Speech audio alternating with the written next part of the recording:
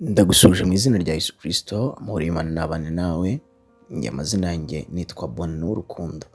Ushobora kuba utamerewe neza, ushobora kuba ugowe mu buzima, ushobora kuba wabuze inzira z'ibyo ukeneye, ariko nagira nkubwire ngo hari umwami ugufitiye inzira, hari umwami ushoboye byose, hari umwami ujya urwana akanesha, hari umwami wagupfiriye. Uyu nguyu niwe urimo uraganiriza ubuzima bwawe, uyu niwe urimo uravugana nawe muri uyu mwanya anyuze muri njyewe. Tugiye kuganira ku ijambo ry'Imana gatoya kugira ngo dusengane, kugira ngo ijambo ry'Imana rigere hano rikuvana rigere naho rigushyitsa. Rero wowe mwene data cyangwa mushiki wanjye urimo uranyumva, nagira ngo utege amatwi, fungura umutima wawe, mwiza umwanya wawe kugira ngo wumve ijambo ry'Imana ko uyu munsi Uwiteka akuntumyeho. Iyo usomye ijambo ry'Imana, umukozi w'Imana Pawulo yanditse muri kino gihe yandikira Abakorinto urwandiko rwa kabiri, yaranditse igice cya mbere umurongo wa 10, aravuga ngo iyo aturokoye urupfu rukomeye rutyo, nanone iracyaturokora kandi twiringira yuko izakomeza kuturokora.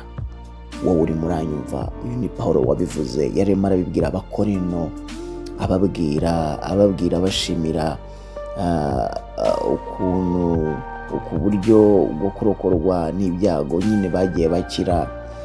Rero reka nkubwire wowe uri muranyumva, wowe ugowe n'ubuzima, wowe ubona wabuze inzira, Pawulo yatanze igisobanuro cy'uko tudakwiye kwiheba. Aravuga ngo uwaturokoye urupfu rukomeye rutyo, na n'uyu munsi iracyakomeje no kuturokora. Aravuga ngo turakiringiye yuko izakomeza no kuturokora. Wowe wabonaga nta cyakurokora, wowe wabonaga nta cyo gukura mu bihe urimo, wowe wabonaga ucanzwe, ubuze inzira, ubuze uburyo, akira inzira z'Imana mu izina rya Yesu Kristo. Akira kunesherezwa n'Imana, akira kubeshwaho n'umugambi w'Imana, kuko Uwiteka ari we warokoye ubuzima bwawe. Na n'uyu munsi ubwo buzima aracyaburwanirira, aracyabugose kugira ngo bwa bugingo bukomeye yarokoye muri wowe kugira ngo azabwishyire.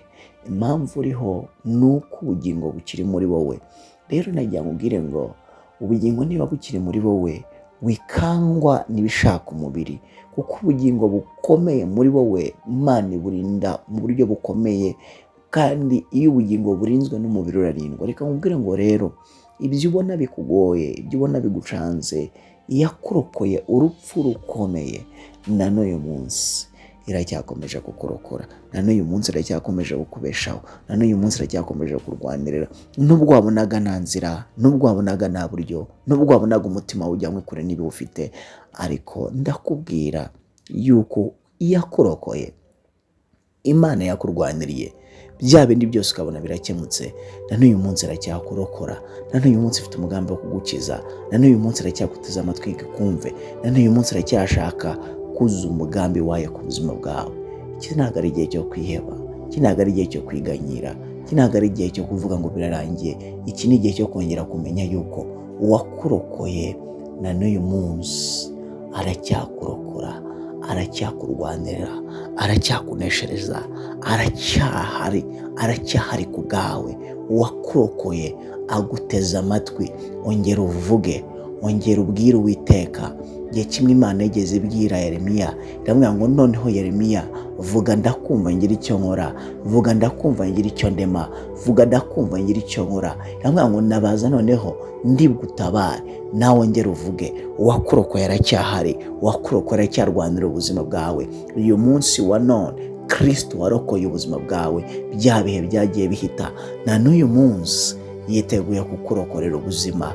Akira kurokorerwa ubuzima bwawe, kuko ubuzima atari ubwawe, wabuheshejwe n'Imana. Akira kubaho, akira kunesherezwa n'Imana, kuko ugenderewe n'Uwiteka. Mana, turagushimiye yuko urokoye ubuzima bwa bene data na bashiki bacu, nubwo bari babuze inzira, babonaga nta buryo, ariko uyu mwanya urimo uraganiriza ubuzima bwabo, urimo urabubwira ko bugiye kurokorwa, urimo urabubwira ko bugiye gutsindishirizwa, urimo urabubwira ko bugiye kubaho kuko bubeshejweho nawe. Mana, turagushimiye yuko ari we murwanyi mwiza. Tuguhaye icyubahiro Mana idatsindwa, kuko umuntu no kuturwanirira. Urakoze, tugusabye twizeye, mu izina ry'umwami wacu Yesu Kristo, amen.